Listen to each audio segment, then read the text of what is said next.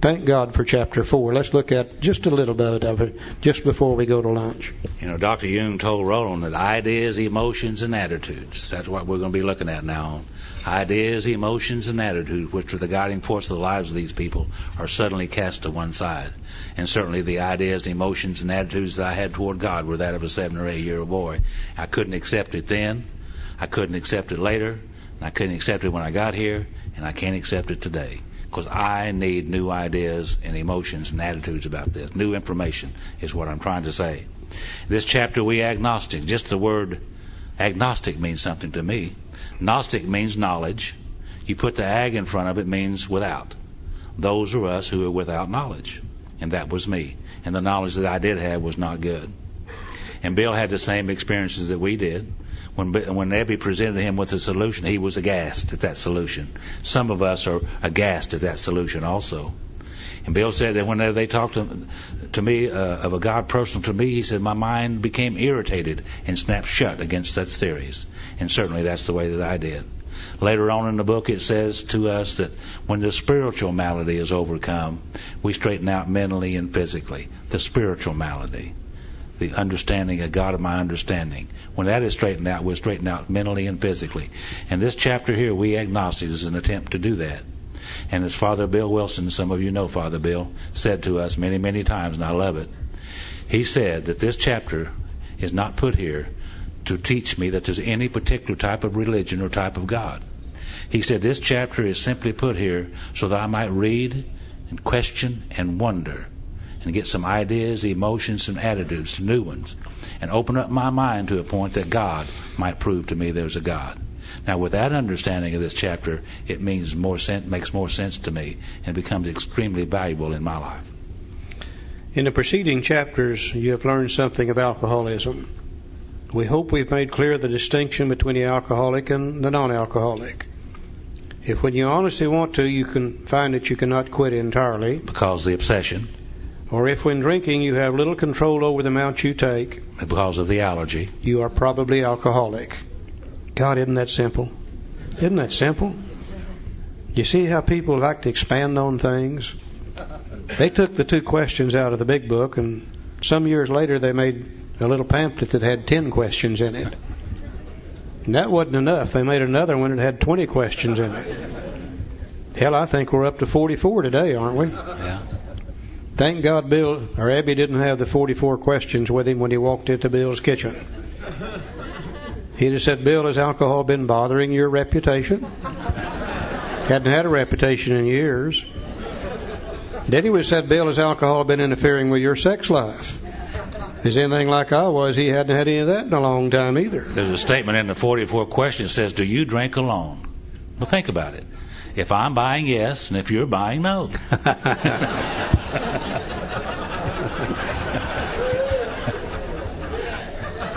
We had an old friend that used to live in Tyler, Texas. His name was Wino Joe. I've always felt sorry for everybody in AA that didn't get to meet Wino Joe. He was a real character. He's dead now. But Wino Joe had made up his own list to ask yourself to see if you're alcoholic. And the first question on his list was, has the roof of your mouth ever been sunburned? While drinking.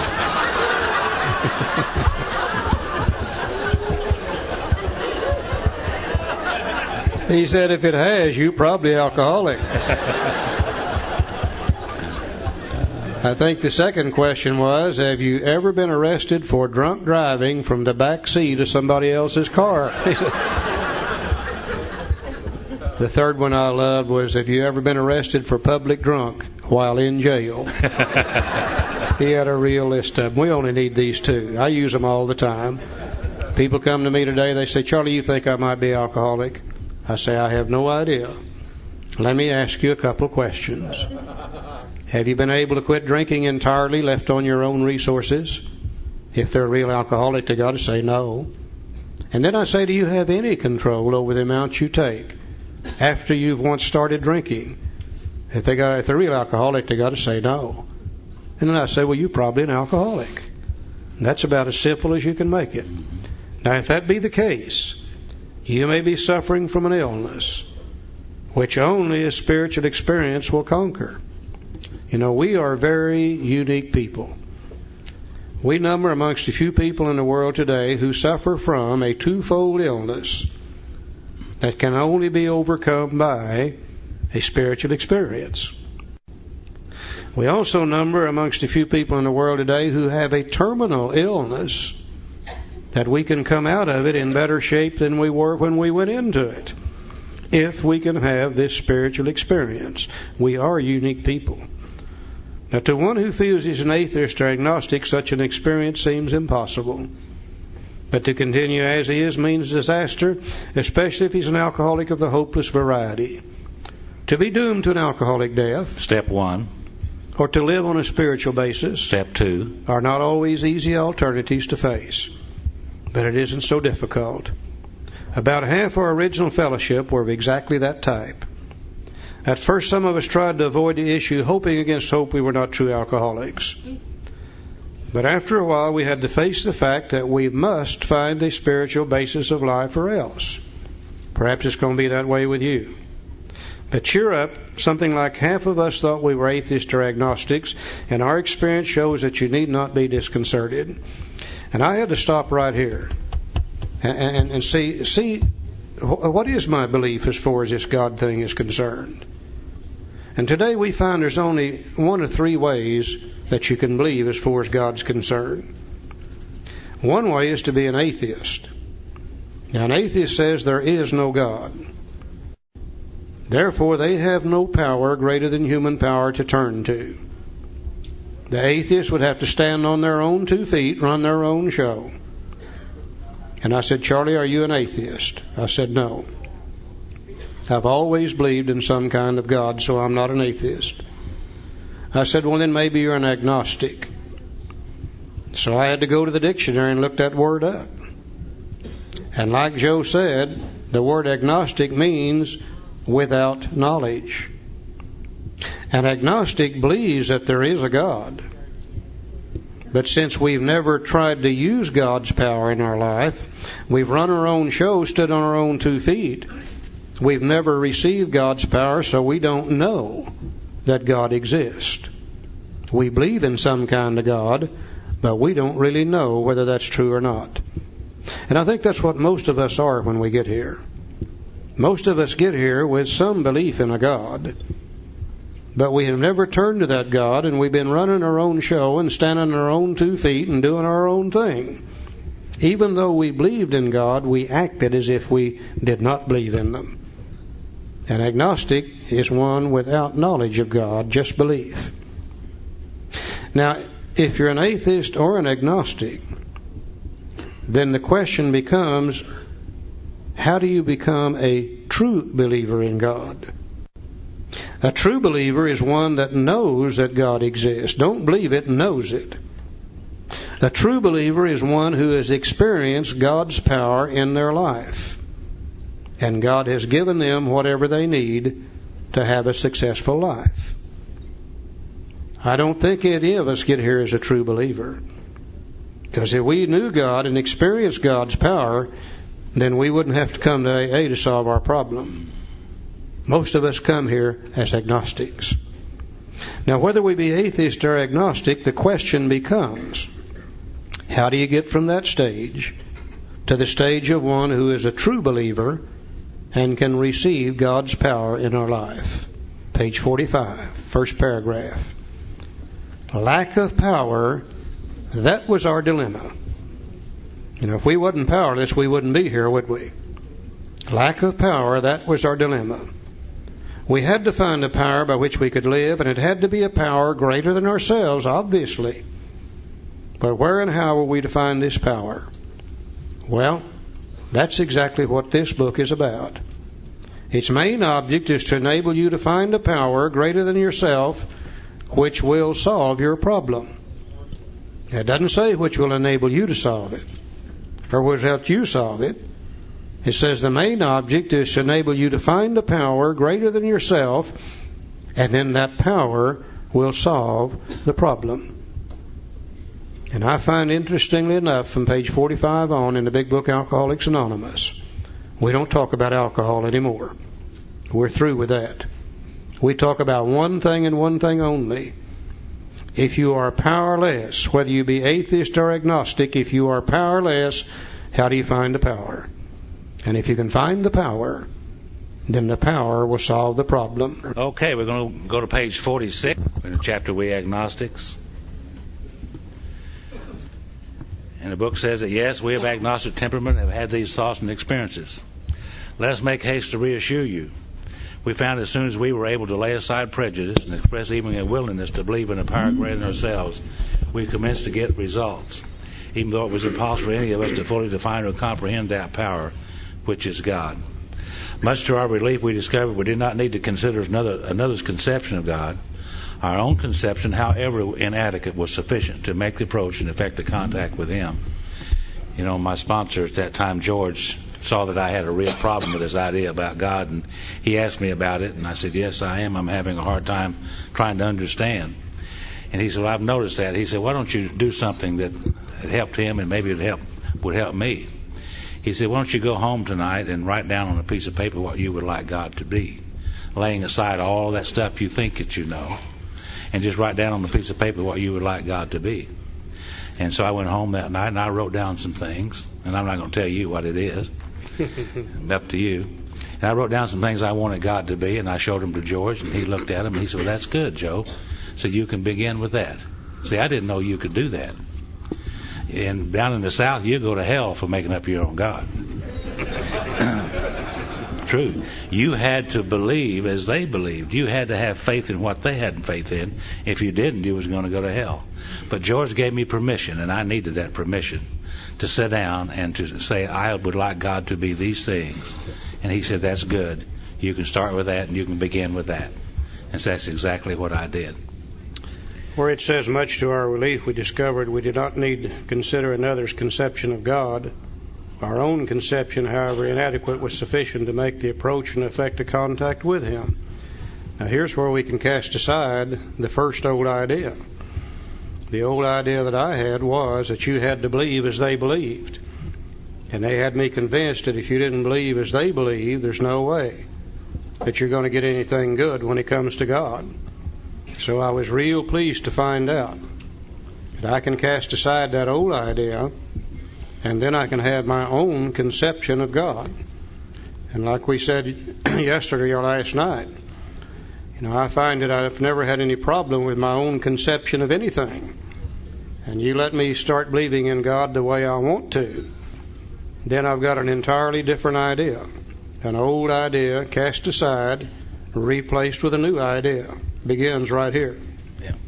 And the book says, as soon as we admitted the possible existence of a creative intelligence, a spirit of the universe underlying the totality of things, we began to be possessed of a new sense of power and direction, provided we took other simple steps. We found that God does not make too hard a turn for those who seek Him. To us, the realm of spirit is broad, roomy, all-inclusive, never exclusive or forbidding to those who earnestly seek. It is open, we believe, to all men. See, all I had to quit doing was saying, no, there's not, no, and start seeking. Start saying, yes, maybe. And I started seeking. I said, George, you mean I need to find God? And he said, George, God's not lost. I said, it didn't take me long to figure out who was lost, but I mean, he said, it's just like the book says, it's in the seeking, it's not in the finding. All I had to do was seek. And that's all this book is asking me to do. And this chapter is asking me to seek with an open mind and to wonder and to think. And eventually God will disclose Himself to me. And that's exactly what's happened. I was taught as a kid growing up that the way to God was a very narrow path, that if you strayed off either side of it, you were going to get in a hell of a shape. I was taught that God was very, very exclusive, that only those that believed as they believed would be able to make any contact with God. Those were old ideas. Now my book says we found that God does not make too hard terms with those who seek Him. To us, the realm of the Spirit is broad, roomy, all-inclusive, never exclusive or forbidding to those who earnestly seek. Old ideas cast aside, replaced with some new ideas, beginning to find this power greater than human power by changing of the old ideas to new ideas. Page 47. So when therefore we speak to you of God, we mean your own conception of God. This applies, too, to other spiritual expressions which you find in this book. Do not let any prejudice you may have against spiritual terms deter you from honestly asking yourself what they mean to you. Prejudice is nothing more than old ideas.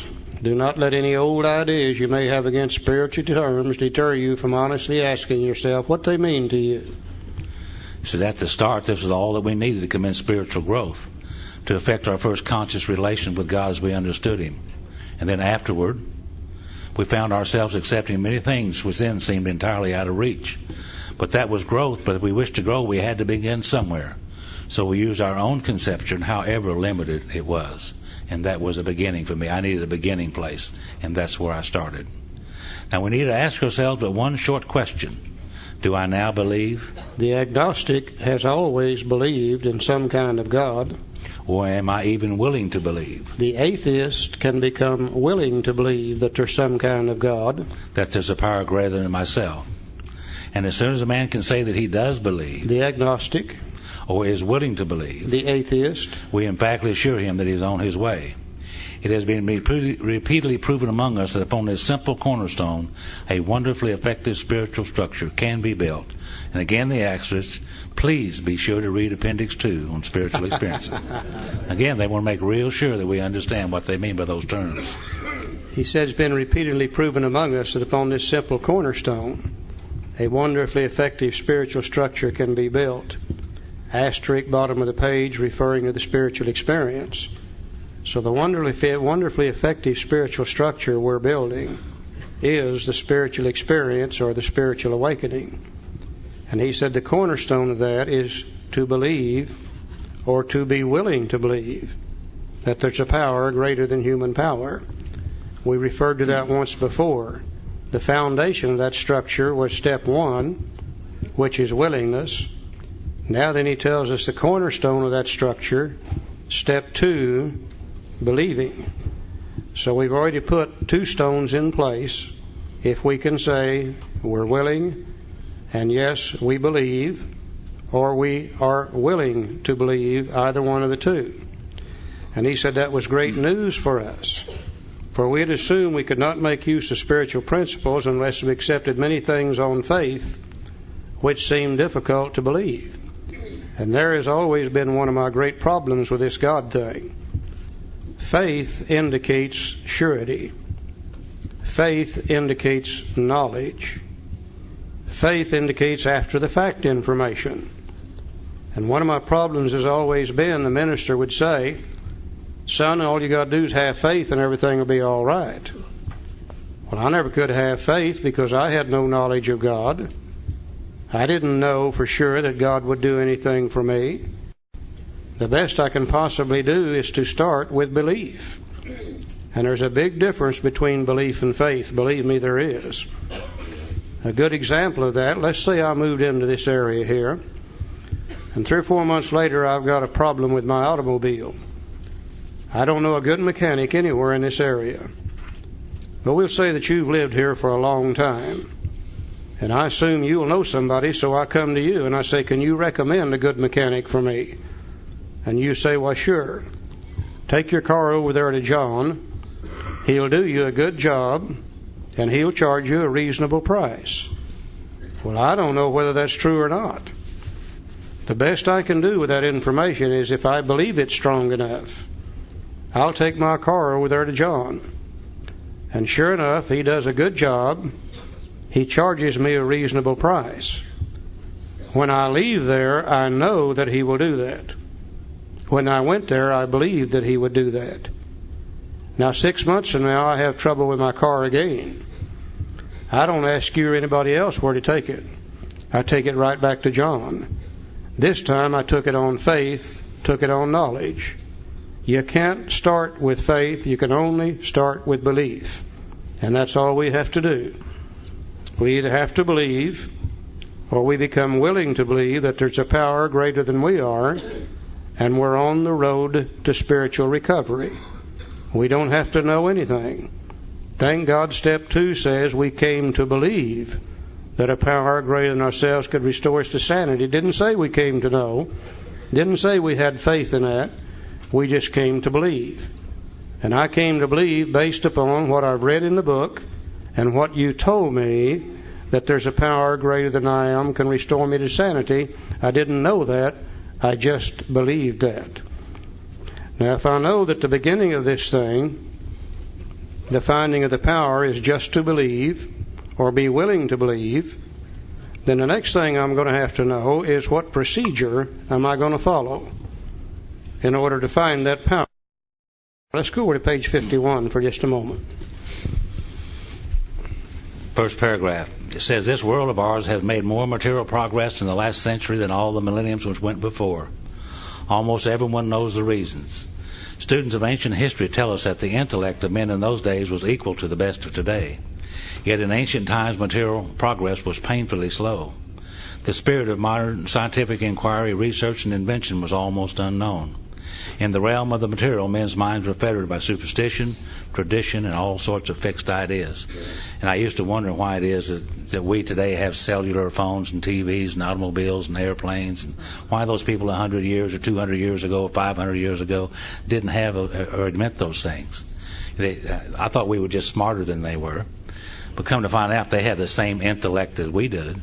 Intellect means the capacity to learn. They had the same capacity to learn as we do. But the only one thing that kept them in those dark ages, so to speak, it was superstition, tradition, and all sorts of fixed ideas. That's why I say I need an open mind more today than I'd ever needed an open mind. And I think we as a society have done that.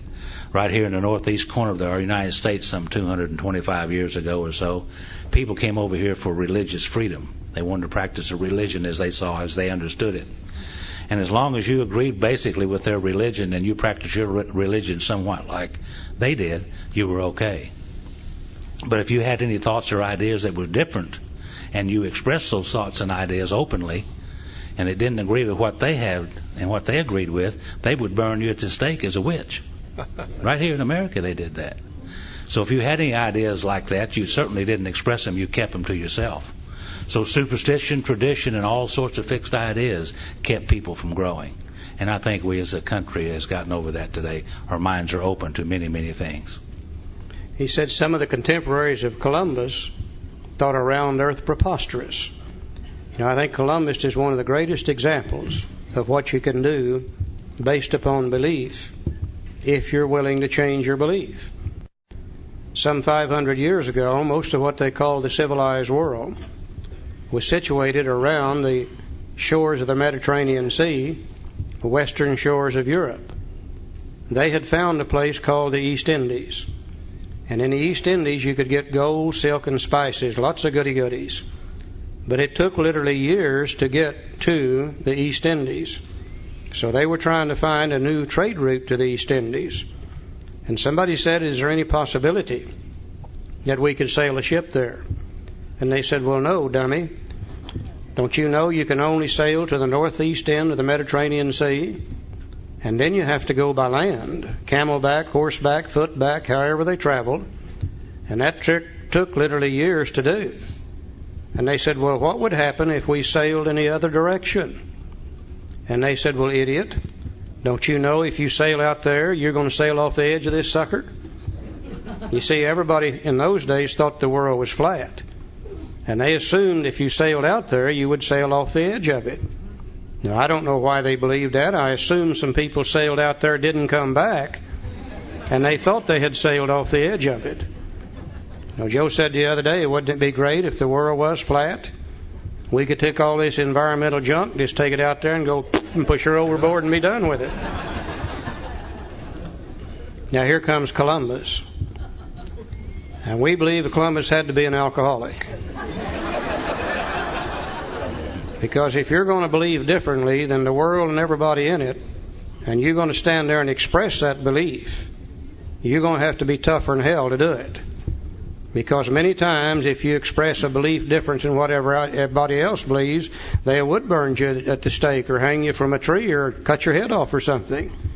And Columbus was tough enough and bullheaded enough to be able to stand there. And he said, I believe that the world is round. I do not believe it's flat. What? Then he made one of the most drunk statements the world has ever heard. He said, I believe we can get east by sailing west. Now, if that isn't drunk thinking, I don't know what is. Many of his mannerisms indicated he's alcoholic. When he left, he didn't know where he was going. When he got there, he didn't know where he was. When he got back, he didn't even know where he had been. But what really made him an alcoholic is a woman financed the whole trip for him. She did that twice.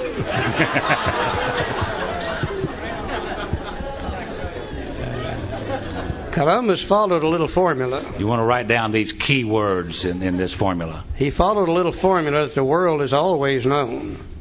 That if you want to change anything at all, there are certain things that have to take place. And the first thing you have to do in order to change anything is to be willing to do so. Circumstances are what make us willing. Trying to find the new trade route to the East Indies is what made him willing to change. The second thing you have to do to change anything is to believe you can do so. You know, he said, I believe that the world is round, it's not flat. I believe you can get east by sailing west. But his belief didn't do him any good either, because he's still standing on the shore of the ocean the day he expressed that belief. Some days, weeks, months, years later, he did the third thing. He made a decision. He said, by golly, I'm going to go find out whether this thing is round or flat. Can you really get east by sailing west? But his decision didn't do him any good either, because he's still standing on the shore of the ocean the day he expressed that decision. Some days, weeks, months, years later, he did the next thing you have to do. He started taking action. And the first thing he did, he went to the King of Portugal to get the money. But the King of Portugal, being a very astute businessman, said, there's no way I'm going to let you have this money, because you'll sail out there and sail right off the edge of this sucker and I'll lose it all. That's why he ended up with the Queen of Spain. Sweet talked her out of the money on the promise that he would bring back gold, silk, spices, and the goody-goodies of life. She gave him the money. He bought 3 ships. He put provisions in those 3 ships. He put crew members in those 3 ships. And they began to go east by sailing west. Sailing west day after day after day. Now, we don't know for sure, but we have a suspicion that on that first trip, he hired a special sailor, put him on the bow of the lead ship at night with a lantern, whispered in his ear, said, I believe this thing is round, but if you see the edge of this damn thing, you holler so we can get turned around in time. Now, after having sailing straight west for several days, they got results. They found land on the other side, which was the result of the action that they had taken. Now, we know that he thought it was the East Indies. It wasn't. It was the West Indies. But he had proven to himself the world is not flat. It is round. You will not sail off the edge of it. Turned right around and came right back to Europe. Went right back to the Queen of Spain. And she said, Columbus, where's the gold, silk, and spices you promised you would bring me? And he said, sweetheart, I'm sorry, but I didn't find any. But he said, tell you what I'll do. If you'll refinance me, I'll go back. Trust me, honey, please. And this time I'll find it. And she refinanced him. And he got some more ships, more provisions, more crew members. They began to go east by sailing west with one big difference. The second trip, he didn't hire the special sailor, put him on the bow of the lead ship at night. This time he went back on faith. He went back on knowledge. The first time he went back on belief. You can't start with faith. The only thing you can do is start with belief, make the decision, take the action, get the results, and then you'll have faith. Now, I would love to sit here and tell you today, and the decision will do us no good unless we take the action. And that's 4, 5, 6, 7, 8, 9, 10, and 11. As the result of the action, then we will get results too. Having had a spiritual awakening as the result of these steps, we now have faith, we now have knowledge, we no longer believe. You see, I don't believe today that God will restore me to sanity. I know that He will because He has done so. Now, those of us who have been restored to sanity and we have the faith, then we can go back and help the next newcomer come to believe. They can make a decision, and we can take them by the hand and walk with them through the action steps. Then they will get results. They'll have a spiritual awakening, and then they'll know, and then they can go help the next newcomer come to believe. Now, there's only one thing you and I can't do for the newcomer. We cannot make them willing. That's a job they have to work on themselves. Now, how does an alcoholic become willing to change? Very simple. Drinking lots of whiskey. I hear people come to AA and they say, I've been working on step 1 for 3 years in AA. And I said, no, you haven't. You don't work on step 1 in AA. You work on step 1 out there. And when you've drunk enough of that whiskey, you just can't stand it any longer, then you become willing to change. Then we can begin to help you by helping you come to believe, decide, act, and have a spiritual awakening. Same formula that the world has always used to change the status of anything. Now, if I know I need the power, and if I know the beginning of the finding of the power is just to believe, if I know the procedure to follow to find the power, then I only need to know one more thing. Where am I going to find that power? And I think we get here just as confused about where God is as we were ever confused about anything else. As a kid growing up, somewhere I got a picture in my mind. Now, I don't know whether I dreamed it or saw it, but in my mind, when I was thinking about God, He was a tall, elderly gentleman, stood on a cloud up in the sky, long flowing white robes on, long white hair, golden halo around his head, and sun rays shooting out of that halo, and a big stick in his right hand. Now, I don't know whether I saw that or whether I dreamed it, but one of the reasons I thought God was there is because every time the minister talked about God, he always pointed up there, so I knew he had to be up there somewhere. But then what really confused me, I noticed every time the minister wanted to talk to God, he always looked down here. He points up. Hell, no wonder we get confused as kids about where God is. And I looked and I looked and I looked and I looked, and I never could find God because I never did know where He was. And it took the big book Alcoholics Anonymous to tell me just exactly where I'm going to find Him. Page 55. You know, many years ago I was working for, not working, but I was involved in a halfway house in Tulsa, and I was heavily involved, and there was this young man there who'd asked me to be his sponsor, and he said, well, what do you think I ought to do? I said, well, it'd be probably a good idea if you had a job, you know, to start somewhere here. And he said, well, easy for you to say, I don't have any car, and I can't get back and forth with no money. Can't even ride the bus. And I said, well, I'll take you around and help you find a job, and if you find a job, I'll take you back and forth till you can get a couple of paychecks, and then you can buy a car or do whatever you need to do. He said, fine. So I'm taking him back and forth to work, and one morning he told me a story that really helped me a lot. And he said, and this is the way the story goes. He said there was 3 wise men of the East, he said, and they took from man the crown of life, the thing that would make us the happiest, and took it away from him. And they said, well, now we took it away from him, what are we going to do with it? I said, well, one of the guys said, I'll tell you what we'll do. We'll take it to the highest crevice on the face of the earth and the highest mountain, and we'll hide it up there, and he'll never be able to find it. The other 2 said, yeah, but you know how they are. They'll hunt and they'll search and they'll eventually find it.